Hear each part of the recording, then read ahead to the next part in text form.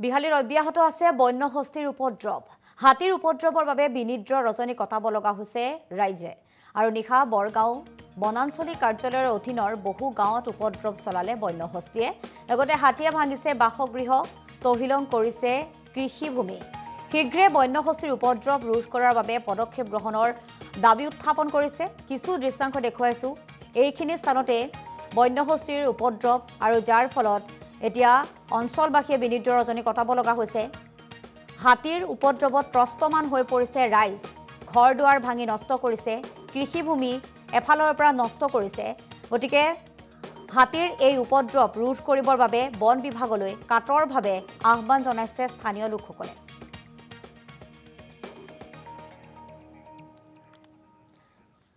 আৰু আমাৰ সতীৰ্থ উপস্থিত আছে সেই স্থানত। আমি পোনপটীয়াকৈ যাব বিচাৰিছো সতীৰ্থৰ কাষলৈ।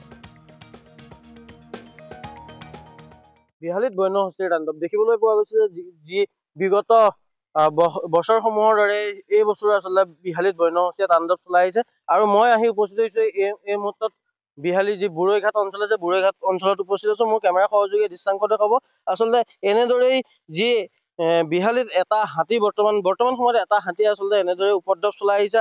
আৰু বিভিন্ন অঞ্চলত আচলতে সেই হাতীটোৱে যি বাসগৃহকে ধৰি পেলাই বিভিন্ন ঘৰবিলাক আচলতে ভাঙি আহিছে, উপদ্ৰৱ চলাই আহিছে। মোৰ কেমেৰা সহযোগীয়ে দেখুৱাইছে।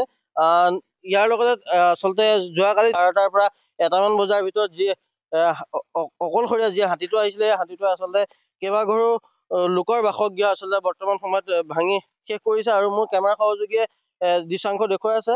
ইতিমধ্যে ইয়াত 3 ঘৰকৈ লোকৰ বাসগৃহ ভাঙি শেষ কৰিছে বুলি জানিব পৰা গৈছে। এগৰাকী ব্যক্তি আছে, আপোনাৰ কাষলৈ আহিবলৈ চেষ্টা কৰিছো। কি ক'ব, যোৱাকালি কিমান সময়ত হাতী আহিছিলে, কেনেদৰে ক্ষতি সাধন কৰিছে? যোৱা ৰাতি ঠিক 12টামান বজাত আহিছিলে হাতী। আৰু যি এটা হাতীয়ে আমাৰ বিহালী অঞ্চলত ৰাইজৰ বহুতো ক্ষতি কৰি আছে। সেইবাবে আমি আহ্বান জনাওঁ যে তেখেতৰ ব্যৱস্থা ল'ব লাগে। কালি কিমান সময়ত হাতী আহিছিলে? কালি ঠিক যোৱা ৰাতি 12টা বজাত আহিছিলে হাতী। তাৰপিছত আহি আমাৰ ঘৰখনৰ ক্ষতি কৰিলে আৰু ওচৰ চুবুৰীয়াৰো কৰিছে। সেইবাবে আমি বন বিভাগক ব্যৱস্থা ল'বলৈ অনুৰোধ জনালো। আৰু এই অঞ্চলৰ আৰু এগৰাকী সচেতন ব্যক্তি আছে, তেখেতৰ কাষ চাপিব বিচাৰিছো। আচলতে বিভিন্ন সময়ত বন্যহস্তীয়ে উপদ্ৰৱ চলাই আহিছে আৰু বিভিন্ন পৰিয়ালক ইতিমধ্যে ক্ষতি সাধন কৰি আহিছে। কি ক'ব এই ক্ষেত্ৰত?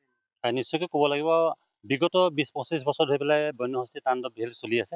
আমি দেখা পাইছোঁ বিভিন্ন লোকৰ ঘৰ খেতি বাতি নষ্ট কৰাৰ উপৰিও মানুহৰ মৃত্যু হৈছে। এই ক্ষেত্ৰত কিন্তু চৰকাৰ বা বন বিভাগে এটা স্থায়ী ব্যৱস্থা, সমাধানৰ ব্যৱস্থা কৰা নাই, যাৰ বাবে বিহালী অঞ্চলত বিভিন্ন সময়ত ৰাইজ হাতী আৰু বন গাহৰি পৰা আদি কৰি বিভিন্ন বন্যজন্তুৰ পৰা ক্ষতিসাধন হৈ আহিছে। এই ক্ষেত্ৰত আমি দাবী জনাওঁ যে বন বিভাগ তথা অসম চৰকাৰে এটা স্থায়ী ব্যৱস্থা গ্ৰহণ কৰক, যাতে বিহালী অঞ্চলৰ দাঁতিকাষৰীয়া অঞ্চল, যাতে ব্ৰহ্মপুত্ৰৰ কাষৰীয়া যদি আমি জাতকা তাৰ ব্যৱস্থা কৰোঁ, নিশ্চয় ৰাইজে পৰিত্ৰাণ পাব বুলি মই ভাবোঁ। এই ক্ষেত্ৰত বন বিভাগ আৰু চৰকাৰলৈ আহ্বান জনাইছোঁ। ধন্যবাদ। বৰ্তমান সময়ত দেখিবলৈ পোৱা গৈছে এটা হাতীয়ে বৰ্তমান সময়ত উপদ্ৰৱ চলাই ফুৰিছে, বিভিন্ন স্থানত ঘৰ বাসগৃহ ভাঙিছে। এটা হাতীক আচলতে বন বিভাগে বৰ্তমান সময়ত কোনো ধৰণৰ ব্যৱস্থা কৰিব পাৰে, কেনেধৰণৰ ব্যৱস্থা? হয়, আচলতে বন বিভাগে যদি মন কৰে, আচলতে যিহেতু এটা হাতীয়ে উপদ্ৰৱ কৰিছে, এটা হাতীয়ে যদি উপদ্ৰৱ চলাই মানুহৰ কাৰণে শংকা থাকে, ক'ৰবাত মানুহৰ মৃত্যু হ'ব পাৰে বা অকলশৰীয়াকৈ আহিলে মানুহে গম নাপায়। এই ক্ষেত্ৰত আমি বন বিভাগক এটা কথাই অনুৰোধ জনাওঁ যে হাতীটোক আচলতে তেখেতসকলে দৃষ্টিগোচৰ কৰি অন্য ঠাইলৈ খেদি পঠাওক, অন্য হাতে ট্ৰেংকুলাইজাৰ্ছ কৰি বা